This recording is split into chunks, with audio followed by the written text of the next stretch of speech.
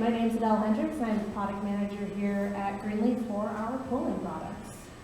Good afternoon, Brian Kester. I am the training specialist here at Greenlee.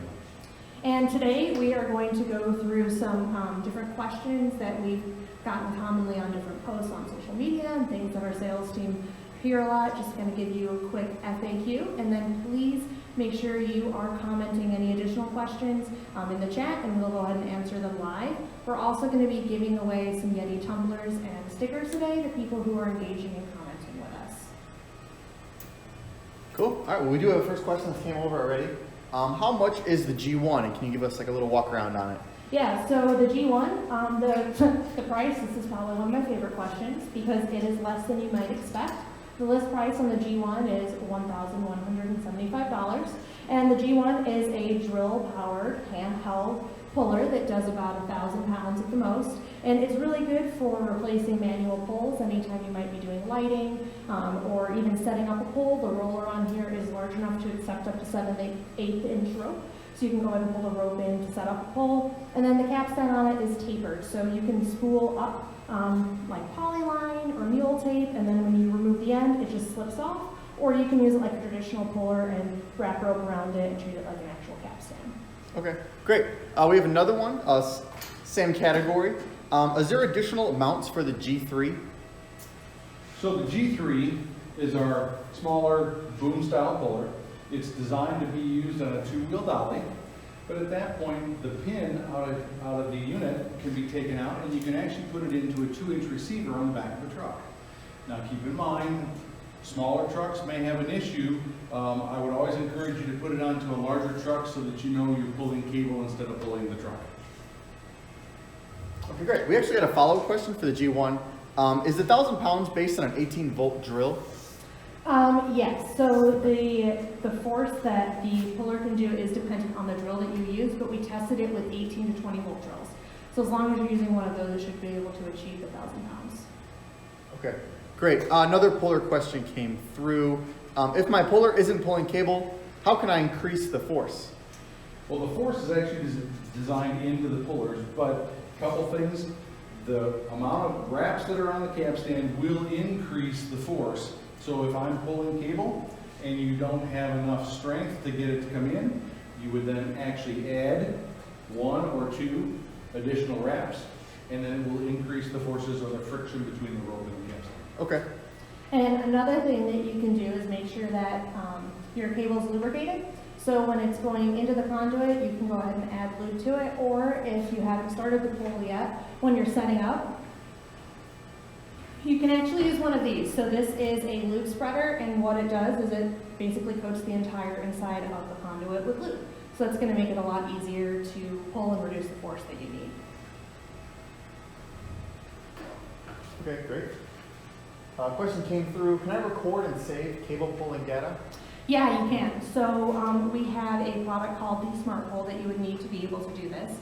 But once you hook the Smart Pull up to, like if you're using the UT10 here, you can hook it up to the mobile VersaBoom, and it's going to measure the distance and the force. You can actually set a force limit if you'd like, so it will alert you if you exceed that limit. And then we have an app that's compatible with it that you can use on your phone, and that's where you'd be able to save that data. The other cool thing about that app too is it's not just for the Smart Pull. It is called Pull Calc. And it is actually a free pulling calculator that will allow you to estimate the amount of force required for a pull you're going to do, and you can save that data as well. Oh, great, okay. We have a couple that came through about the G10 or UT10. Is there only one speed for the G10? The actual G10 is designed to be a 2-speed cable puller. It is a force that is capable up to about 4,000 pounds force. The tool will then actually let you know with flashing lights that you need to change to the other speed. So you can start at a high speed, get yourself to 4,000 pounds force, then you'd have to change it to slow speed to get you up to that 10,000 pounds force. Okay. And that shift is super simple. It's just a double tap on the switch. Gotcha, cool. Okay, how about another one similar on that? Why don't the pullers run in reverse, the Greenlee one? The pullers were never designed to be an actual winch, so at that point they weren't designed to lift and lower devices. Also, we have a rope guide here built onto the puller so that the rope never overlaps on itself. And if I was allowing it to run in reverse, course, I could then overlap that rope, and now I'm gonna have an issue with that. Okay. Another question to throw you guys. How can I calculate my pull force? So the easiest way to do that is going to be to use the Pull Calc app. So again, that is a free app available on the Apple Store and on the Play Store, and you just enter your pull information. So you'll put the number of bends in your pull and the distance between each bend, as well as the angle for each bend and the conduit size and the type of cable you're pulling. Okay. And that's available on our website? Yeah, there is a link on our website, Okay. but you can just go to any app store and just search Pull Calc. Okay. Another one about the G10. Do you have any adapters for PVC? The adapters are designed to go into, the slip-in adapters are designed to go into standard GRC, galvanized rigid conduit. PVC should be the same exact size. Now, if you've got other PVCs that are a heavier schedule, those slip-in fittings may not go into it. So then we would always encourage you to use the thread-on couplers instead. So they would then hook onto a threaded coupler that's put onto the PVC. Get you in the frame there a little better. Thanks, Kester. How about, are we able to extend the mobile VersaBoom system? All of my booms are designed with a minimum and maximum length. Some of them are fixed in the fact that G3 will go anywhere from about 3 feet up to about 9. The 6 will go from about 4 feet to approximately 8. The 10 will come with a 3-foot and 4-foot boom, but you can always add 3-inch rigid to that equation and make the boom total at 20 feet length with 2 10-foot sticks for 3-inch rigid conduit. Nice. Okay. We got a shout out in the comments. It said with the 6810 cable feeder, this is a killer combo. So Yes, it is. I agree. And the 6810 cable feeder is actually another way you could reduce the force needed to pull the cable. So it has a tractive force that maxes out at 800 pounds. So if you're using the feeder on the feeding side to help push that cable in, that force is going to multiply just like the force it takes to pull the cable. And at the other side, it's going to reduce the amount that the puller needs to pull. Okay. Question on the GT10 puller. Is there only one speed on the puller, or the G10? G10 is designed to be a 2-speed puller. Yep. Okay. At that point, Just like the it's G10. also new and electronically controlled, so it optimizes the power usage and actually makes it more efficient and faster. Okay. Question on the G6. Can I floor mount the G6? Yes, you can. So we do have a floor mount available for the G6. One of the big benefits of floor mounts, if you guys are not familiar with it, is A, to kind of set up in smaller space, but B, it removes the restriction of the boom. You do need to be able to anchor it with 4 anchors into the ground, so it's not something you can use everywhere, but it can also then allow you to pull out a longer tail. So Brian said the boom length on the G6 is around 8 feet. So if you needed to get 10, 20 feet of tail, you would just set up your puller further away and be able to pull out that extra cable at the end. Okay. How about, question we got, when do I know when to shift from the high to the low speed when pulling? On your UT10, as we mentioned it before, when the puller gets up to about 4,000 pounds force in its high speed mode, all the lights will light up and blink. It then tells the operator to double tap the foot switch and then change it to low speed. Then you can get up into that higher force range. Yep, and the G6 operates in the exact same way.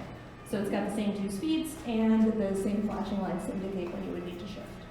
Okay. Can you guys talk about the brakes at all on the pullers? How to make sure they're not moving around? So when you're pulling cable, you actually don't need brakes on the puller itself because the force of pulling the cable will actually pull the end of the puller into the conduit, and that's going to be what is securing it. Okay. Tension and compression. Yep. Tension on the rope, it compresses the nose into the conduit. Okay. We got a couple questions about the capstan on the G10 and UT10. Can you talk about that a little more? The capstan is designed with a tapered surface to it. We all know about the rope guide, so the rope doesn't overlap. When you're making your cable installation, the more wraps you put on it, the more friction you get between the rope and the capstan. What's nice is when you put tension on it and the rope gets pushed to the larger diameter, what it does is it increases the grip on the rope. We don't need knurling on our capstan to actually make the cable pull more efficient. Okay. We got a question that came through that's asking, what does the UL classification on tuggers mean, and why does it matter? So that means that we have worked with UL to have them certified, so it's undergone a lot of thorough testing by them. And that's a really big deal because it means that it is safe and approved to plug in on a job site. I know a lot of job sites have restrictions saying that any power tools that are actually plugged in and operated need to be UL certified or UL listed, and these meet that standard. Are all of them UL certified? Yes. Okay. Is that unique to Greenlee? Yes, it is. Yep. Okay. The only puller that isn't is the G1, and that's because it doesn't have a plug. Okay. We got a shout out. Someone loves the Real X Fish tape. Good. I completely agree. It's awesome. Good, good. Can you guys talk us through any of these pullers that will mount to a trailer hitch of a truck? We hit the UT2, or excuse me, the G3, sorry, oldie. The G3 will actually mount to a trailer hitch. So it does have a 2-inch receiver on the end of it. As we mentioned before, make sure you got a big enough truck to keep it in place. I do like that for old guy. Like it. Nice. UT2. We got a question. Do we have any cordless tuggers out there? So as of right now, the one that we do have is going to be our G1. Okay. So again, operated with any 18 to 20 volt cordless drill, up to 1,000 pounds, 600 pounds continuous force, and it. Great. See if we have any more questions. Looks like we've covered all of them that have shown up here. Good. Oh, we got another one that came through. Why are there so many different pulling lines and ropes? So this is honestly because there's a lot of different situations. So I'll start with the rope. That's the easiest one to explain. Every rope has a rated breaking force, so that means that we're guaranteeing, as long as the rope is in good condition, it will not break beyond a certain amount of force, so that they are sized to match up with the pullers. So you would use a 7/8 inch with the UT10, all the way down to the 1/2 inch for the G3. And then outside of rope, our lines, we've got different pulling lines. So polyline, that has a breaking strength of 210 pounds. So that one is not as strong, but it's really light and quick. So that's something that you can use like with a blower vac when you are fishing, or it's, I guess it's just more cost effective as well when you're just pulling in wire or rope for a pull. And then mule tape is also rated at a lot of different breaking strengths. And that goes up a lot higher, so especially when you're doing smaller pulls, even with the G1, it's really good to use because it's flat, it reduces friction. So when you're pulling in things like PVC where that might be an issue, you're going to get a little bit of a friction reduction, which is going to help. And just to hit a quick button on that, with the double braided polyester ropes, there's a rated capacity and an average breaking strength. So the rated capacity is always going to match the puller strength, but the average breaking usually gives us about a 4-to-1 safety factor. Yeah. So there's no way the puller will ever break a rope at 32,000 pounds, but it is rated at 8,000 pounds. Yeah. Okay. Good point. Great to know. Yeah. So we've covered all the questions. We'll pause for a minute and see if there's any that want to come through. Do you guys have anything you want to hit on in the meantime? I can't think of. We hit them all pretty I quickly. feel like we've covered a lot. Yeah. Someone gave us a shout out and said they love our step it kits and bits. Good. We just launched new step bets, so Yeah, check them out check if you them haven't out. seen them yet. Okay. All right, so I think we're going to wrap it up. We will check on the video for any additional comments that are posted after we film this and when it's on our IGTV page, and we'll go ahead and answer those there. But thanks for tuning in, and let us know in the comment section as well what you want to do next. So this was the first FAQ we've done, and we covered pulling, but we're planning on doing more in the future to cover other product categories. So let us know what you want to see. Thanks. Cool. Thanks, guys.